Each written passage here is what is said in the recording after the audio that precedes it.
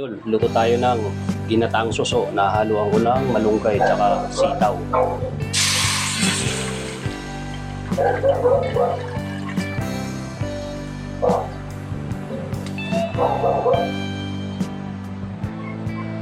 Ito yung aking mga sangkap o pangsahog, sibuyas, bawang tsaka luya.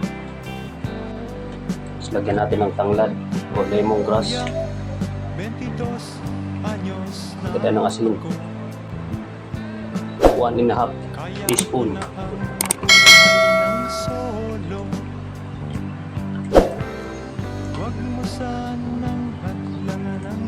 Yan, namumuo na yung gata natin.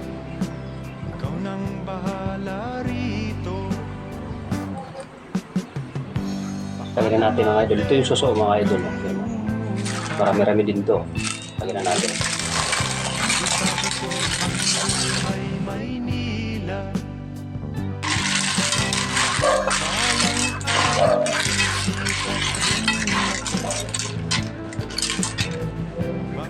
Lagyan natin ng kalahating teaspoon bitchin. Saka natin takpan.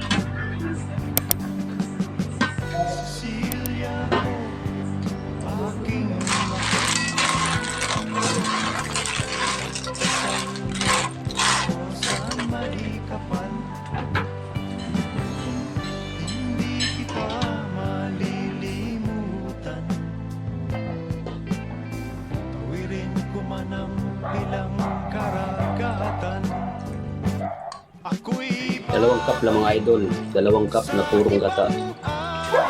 Yan.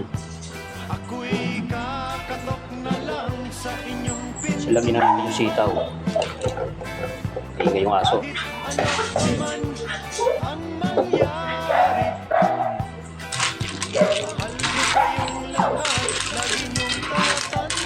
Gutom na yata yung aso, naamoy yung niluluto ko. Paalam na lang sa inyo. Paalam na lang sa inyo.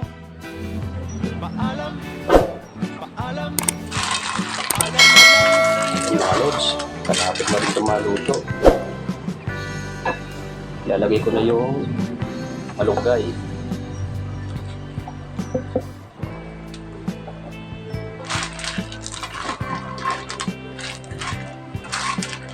Sarap ito mga lods. Ginataang suso.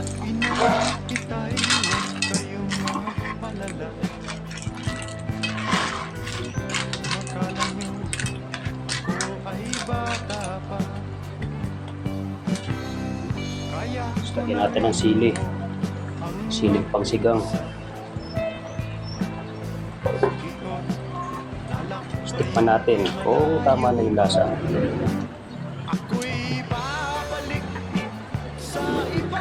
Matabang mga idol. Kaya magdadagdag ako ng kalahating teaspoon o half teaspoon na salt.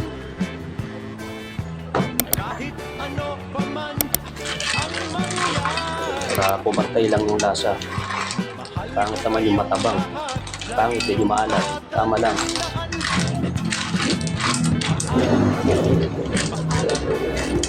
Paalam na lang sa inyo. Paalam na lang sa inyo. Mga idol, ito na po yung aking ginataang suso. Okay na to.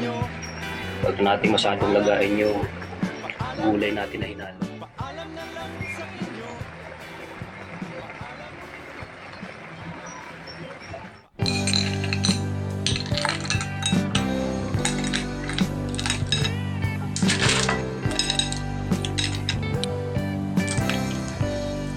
Kung hindi pa po kayo nakapag-subscribe sa aking channel, pakipindutin lamang po yung ating notification bell button para updated po kayo sa aking mga video at sa susunod ko pang gagawin mga video. Salamat po sa panonood.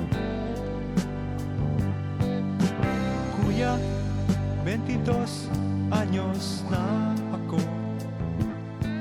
Ako'y